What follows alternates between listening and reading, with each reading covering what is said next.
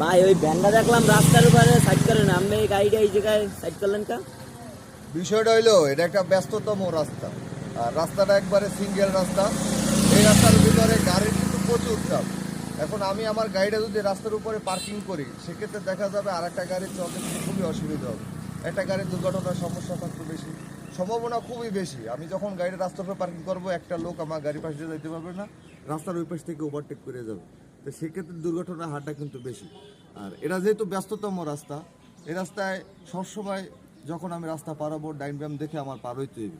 আর এই জন্য যত গাড়িওয়ালা আছে আমি সবাইকে রিকোয়েস্ট করব যে আপনারা যখন গাড়িগুলো পার্কিং করবেন, সব সময় চেষ্টা করবেন যে গাড়িটাকে রাস্তা থেকে একটা নিরাপদ স্থানে পার্কিং করবেন।